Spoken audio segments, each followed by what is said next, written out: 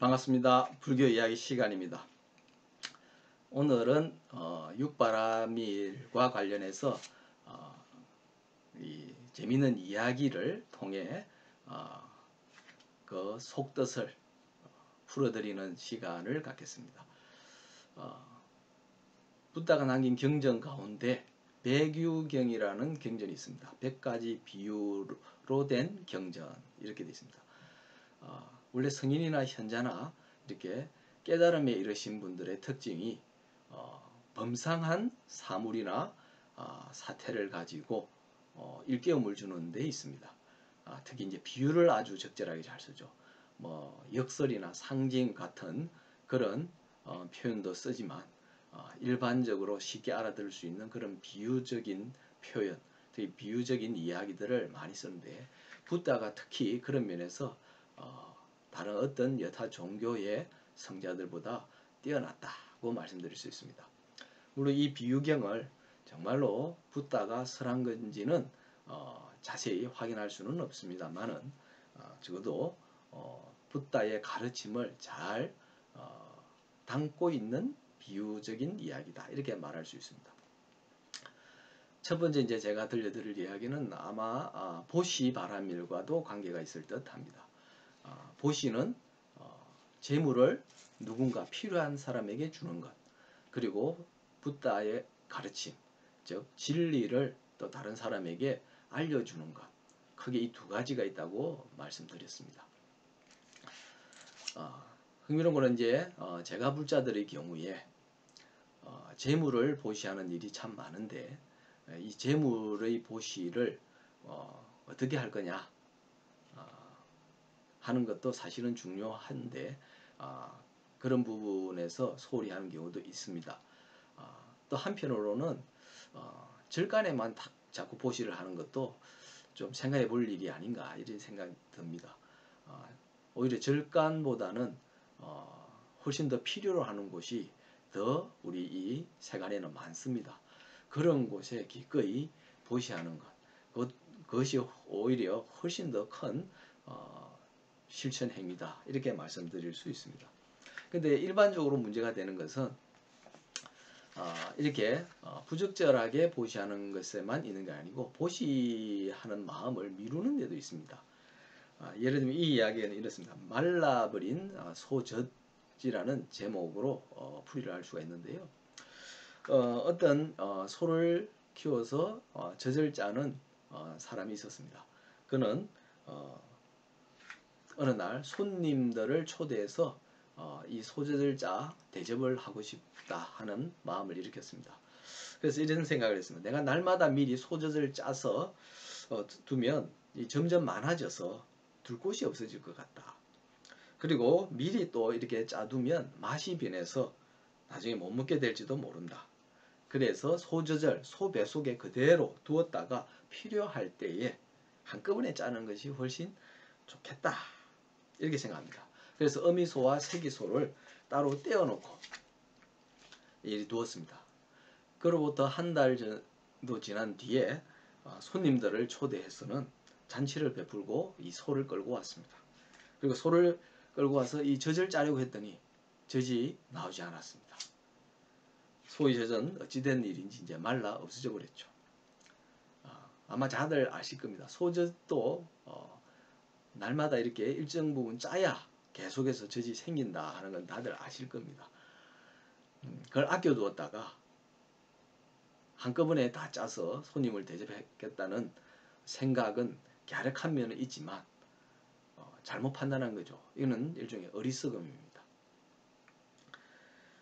우리 흔히 이러죠. 내가 재물이 좀 많이 모이면 남을 도와주겠다. 보시하겠다. 지금은 나도 힘들고 어려우니까 나는 못하겠다. 물론 정말로 여유가 없고 남한테 조금이라도 베풀 수 있는 그런 여지가 없는 분이라면 물론 상관없습니다. 그런데 그럴 여지가 있음에도 또 내가 갖고 있는 여지로서 충분히 도와줄 수 있는데도 아직은 안 되겠다. 미루기 시작을 하면 나중에 보시할 기회가 없어집니다. 사실은 어떠한 행위든 바로 지금 해야 됩니다. 지금 마음을 일으켜서 지금 할 수 있을 때 하는 것이 올바른 보시입니다. 미루고 난 뒤에 나중에 쌓이면 모이면 하겠다라고 한 사람 치고는 그렇게 한 사람이 거의 없다는 것을 우리가 잘 알죠. 그래서 이렇게 미루는 것은 올바르지 않다. 보시뿐만 아닙니다. 수행을 하거나 공부에 있어서도 미루는 것은 결코 좋은 일이 아닙니다. 지금 생각이 나면, 지금 마음이 일어나면 바로 하는 것이 올바른 방법이고 길입니다. 바로 할 수 있을 때, 지금 바로 시작하고 행할 때 그 의미가 진정으로 커집니다. 미루어서는 제대로 될 리가 없습니다. 그리고 이미 늦습니다. 우리가 후회, 나중에 뉘우친다 라고 하는 것이 후회입니다. 후회는 늦다 빠르다가 문제가 아닙니다.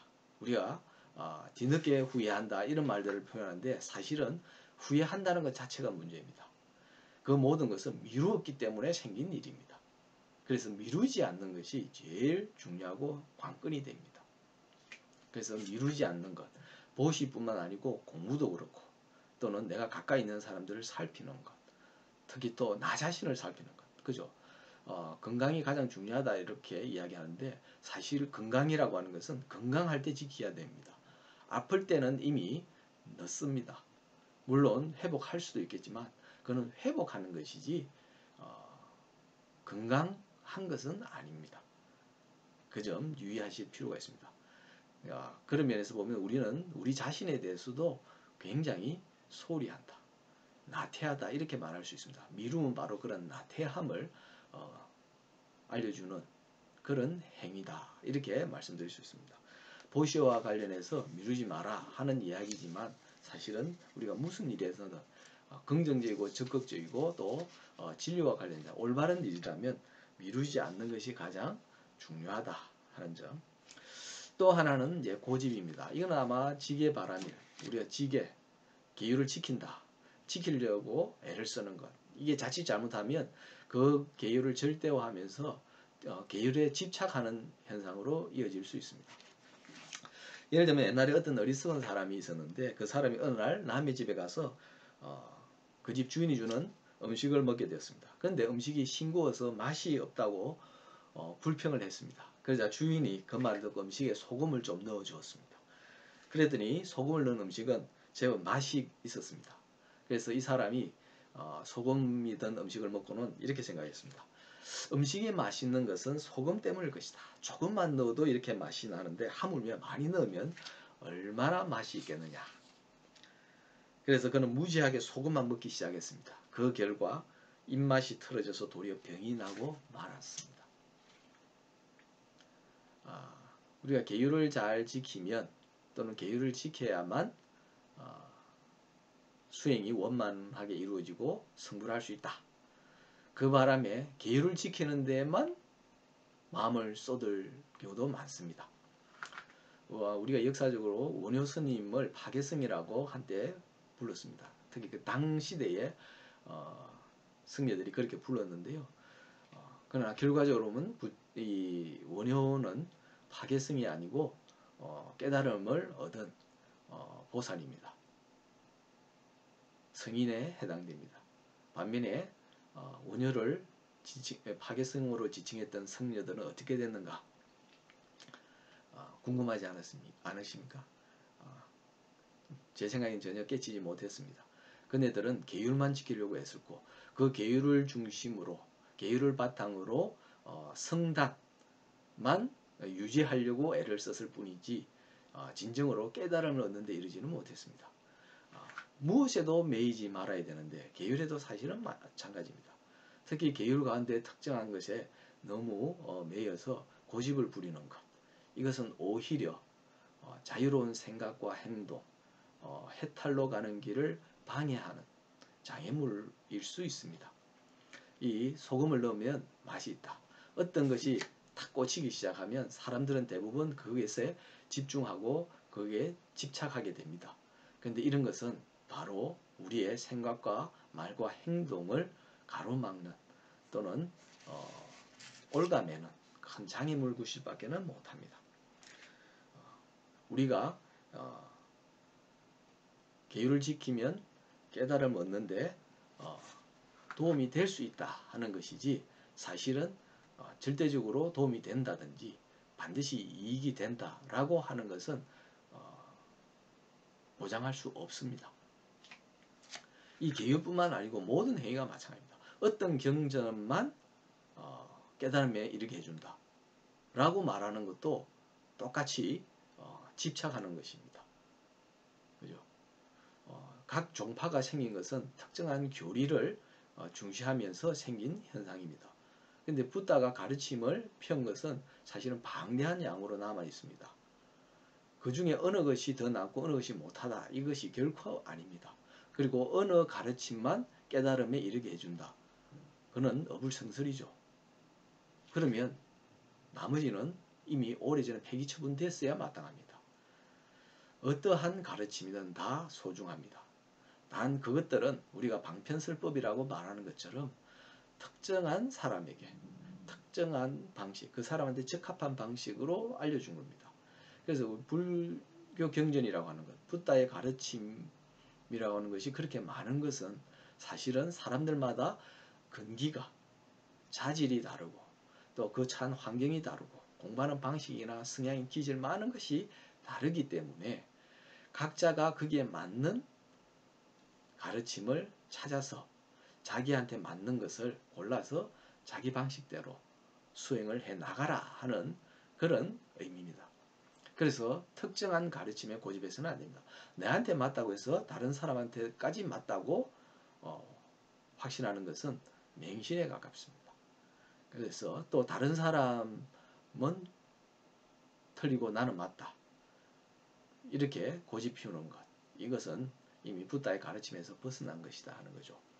그래서 음식이 맛있는 이유는 여러 가지 재료가 들어가서 조화롭게 되었을 때 맛이 있기도 하고, 또 어떠한 재료에 따라서는 그게 맞는 그런 양념들이 따로 있습니다.